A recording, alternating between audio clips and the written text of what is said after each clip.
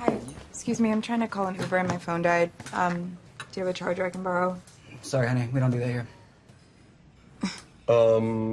I've got a charger in my car, but you heading east or west? Silver Lake. Okay. I'm headed that way. I can give you a ride. I mean, it's gonna be a lot quicker than me going to my car, getting the charger, charging the phone, and then waiting for some other stranger with a car to pick you up. What's your name? Dana. Okay, cool. Hey everyone, it's Kevin. I work here. Okay, this is Dana. She's having a bad night. She needs a ride home.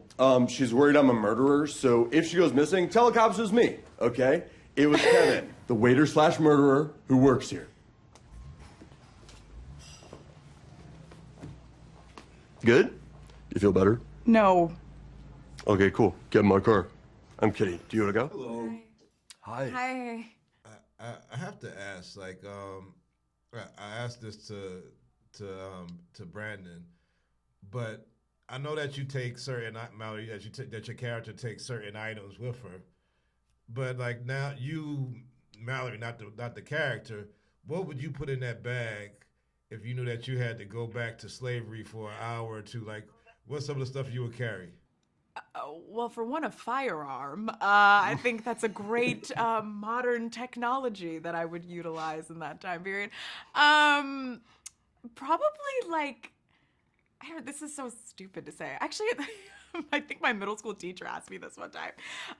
But like peanut butter, like just because it's like something that you can like eat over the course of like every day for like a long time, that would last you like a really long time.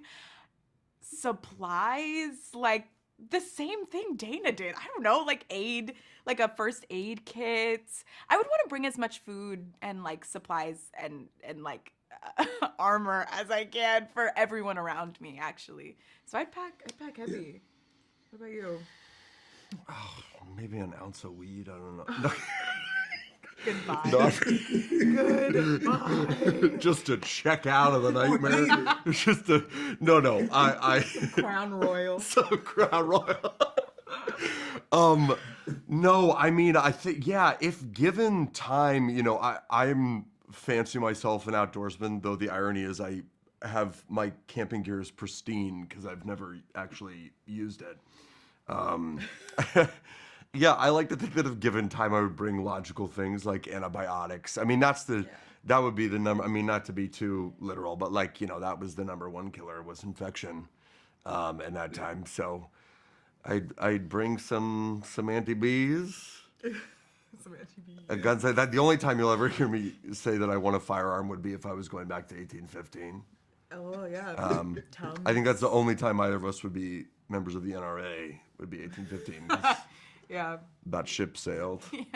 Yeah. How important was it for you to read the source material as opposed to Brandon's adaptation? And was that something that you had already done, or did you do it? Did you do it again when you got the part? Like how did it work with reading Octavia's original work to compared to the rewrite or recreation, reimagining? Yeah.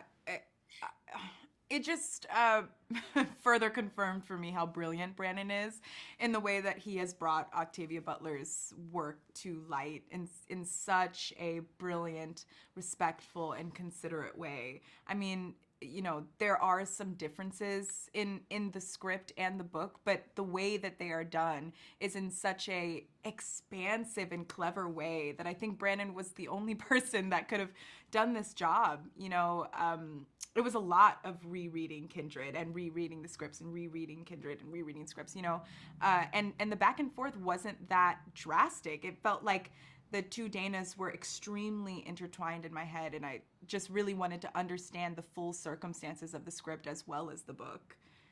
So it was fun. It was fun, like piecing those two things together, actually. I got up to get a glass of water, and I was here, and I was drinking it, and then suddenly I wasn't here. I was somewhere else. Where? I don't know. By a river. There was this boy there and this This woman who was in this dream that I had the night before with my mother. So you fell asleep? I don't know. It doesn't feel like it. Am I crazy? I sound crazy, but it happened. It just happened. I wasn't here.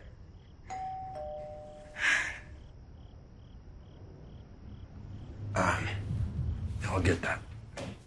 Yeah, Mike, I feel like, you know, we have two different perspectives, as far as like what the character feels. But I think when I read the book, I didn't feel your character's perspective of being like this outsider in this world as much as I feel it, you know, watching the character. Because I guess I feel like when you're watching the character, you feel like you're a genuinely good person on the screen, and you feel like how was it just acting this in this world and like coming back out and like, you know, you're acting in a world where you're seeing people being treated less than human. Was there any like, I guess, after effects of that to be in this world as a character and then come back? So for Kevin or for me as a person and an actor? For you as a person. Yeah, I mean, certainly. You know, I felt very, I suppose it's ironic to use this word, but I felt very privileged to, you know, to be sort of part of this story and specifically like, you know, included in this space. I think so many of my Black colleagues, you know, this history and the sense of connection to this history is like, you know, integral to, you know, being a Black American today.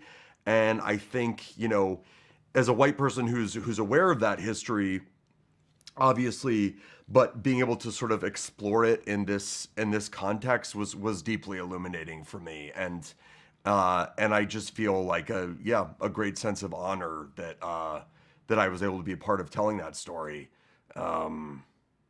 Well, great job. I mean, it really felt like it came off the page onto the screen, and I like some of the nuances. Like, I don't think he had an iPhone in the book. You know, I know you have an iPhone on the screen, but Yeah, well, that's some of the. But I love. Yeah, I was just gonna say, Brandon, I think part of the process of adapting it right is that there's, you know, very much it's the spine and sort of the beating heart and soul of the book, but some of the flesh and the organs are different because. Sorry. She's laughing because I've said organs a lot today. But yeah, and so I think for me, it was like, you know, it was fun to go back to the book and look at certain passages that were helpful, but ultimately sort of, you know, the main Bible had to be this script because, you know, this Dana and this Kevin are different because they're of a different time. Thank you guys for your time. Happy holidays. Oh, thank you. Happy holidays. Happy holidays.